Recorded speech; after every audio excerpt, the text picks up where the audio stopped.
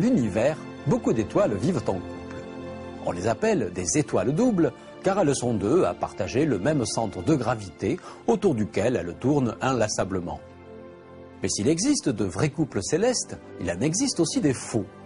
Les faux couples d'étoiles ne sont liés que par un effet de perspective. Des étoiles qui nous semblent proches l'une de l'autre depuis la Terre peuvent en réalité être séparées par des dizaines d'années-lumière. C'est le cas de Castor et Pollux, ces deux astres jumeaux qui ont donné son nom à la constellation des Gémeaux. Qu'ils soient vrais ou faux, les couples célestes ont donné envie aux hommes d'en faire de véritables histoires d'amour. Les étoiles mènent une vie pleine de lumière et de couleurs. On trouve là-haut l'équivalent des Roméo et Juliette d'ici-bas. Vega et Altaïr, par exemple, sont un couple de stars très célèbres au Japon et en Chine.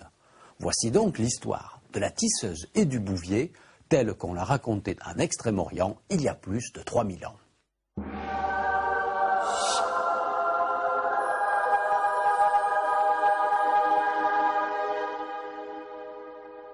Il fut un temps où le ciel était habité par un empereur. Le seigneur d'en haut vivait entouré d'une cour immense, composée de toutes les étoiles du ciel. Les étoiles les plus proches étaient ses propres enfants et chacune avait une tâche bien précise à remplir.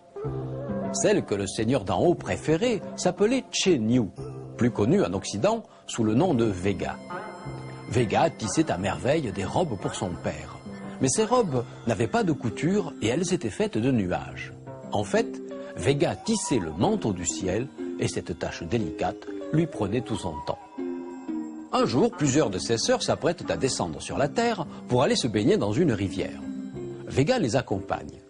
Après s'être baignée, elle se rhabille pour remonter au ciel. Mais les vêtements de Vega ont disparu.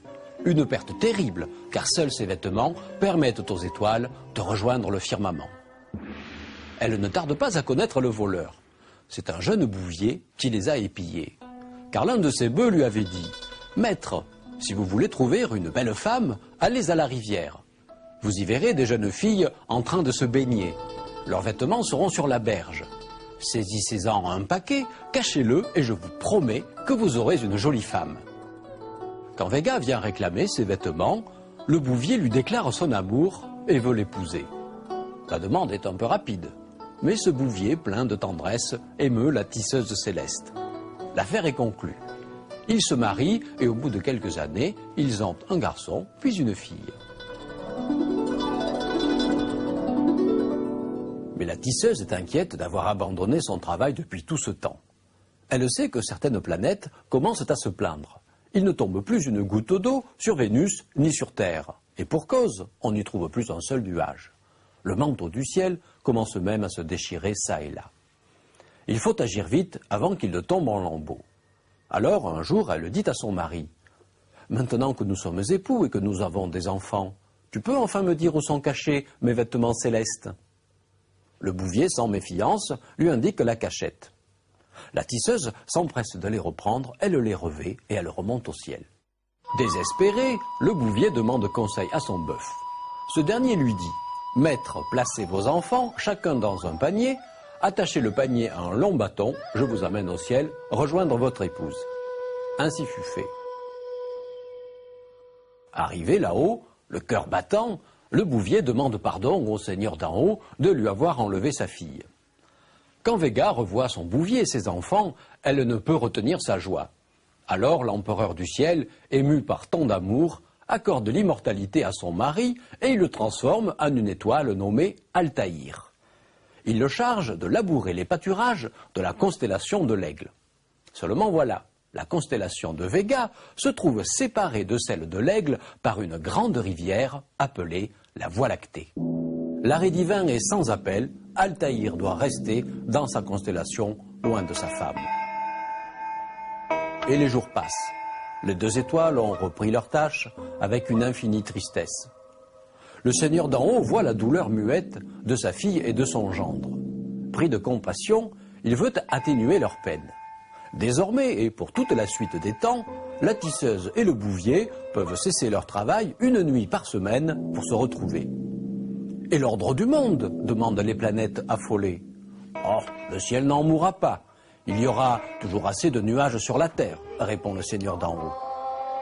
Et il ordonne à une étoile filante de transmettre son arrêt au bouvier et à la tisseuse. L'étoile filante vole annoncer la bonne nouvelle.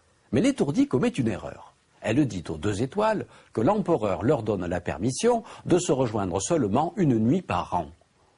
Une nuit par an, c'est bien peu, se disent Vega et Altaïr. Mais après tout, quand on a l'éternité devant soi, cela fait beaucoup. Alors ils choisissent comme date de rencontre le jour où Vega était allé se baigner dans la rivière. Et c'est ce qu'ils font depuis tout ce temps.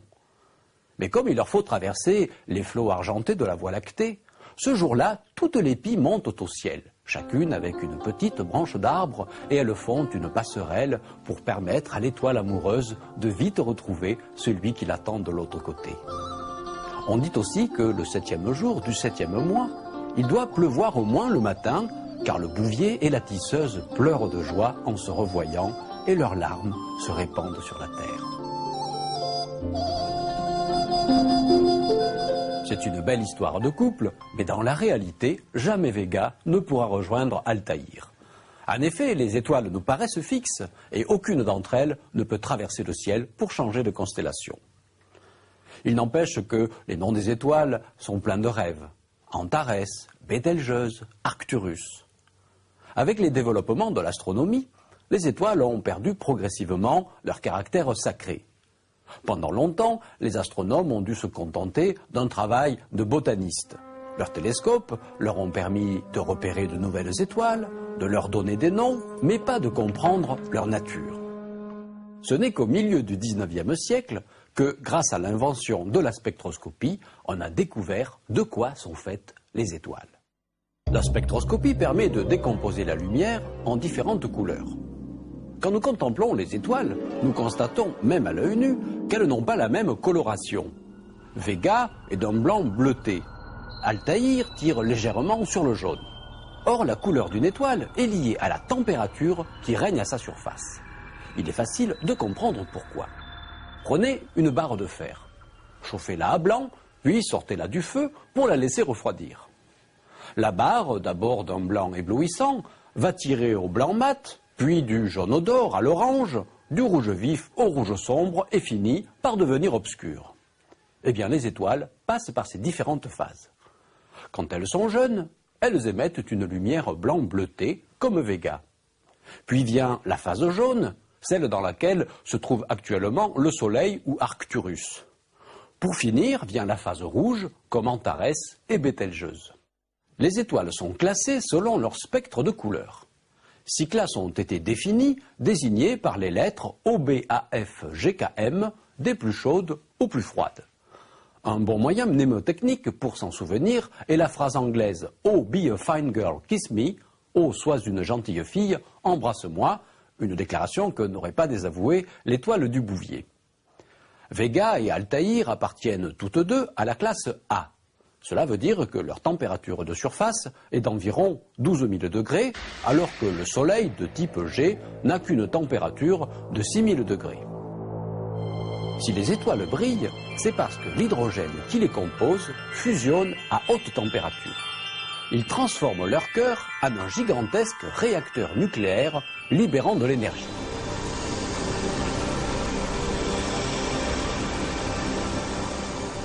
Voilà la page des mythes définitivement tournée, mais la science nous raconte une nouvelle histoire tout aussi passionnante. On sait désormais que les étoiles sont des boules de gaz chaud qui naissent, qui vivent et qui meurent. Des berceaux d'étoiles existent un peu partout dans l'univers. Les astronomes ont découvert de véritables pouponnières où d'immenses nuages de gaz hydrogène et de poussière se rassemblent et se condensent lentement. Dans l'amas des Pléiades, on peut observer des étoiles adolescentes, âgées d'à peine 1 million d'années. Mais en libérant de l'énergie, les jeunes étoiles s'arrondissent et elles deviennent, comme notre Soleil, des étoiles adultes en parfait équilibre. Les plus grosses étoiles abritent en leur centre de véritables creusets alchimiques où se forment le carbone, l'oxygène, le fer, l'or et la plupart des éléments de la nature. À la fin de leur vie, elles explosent en une fraction de seconde, projetant à une vitesse folle dans l'espace les matériaux qu'elles possèdent. La mort fulgurante de ces supernovas est source de vie, car leurs matériaux vont être récupérés pour servir de matrice à de nouvelles étoiles. Ainsi, de génération en génération, les étoiles s'enrichissent du passé de leurs ancêtres. C'est donc grâce aux étoiles que nous existons. Nous sommes vraiment leurs enfants, car nous sommes faits de la même chair.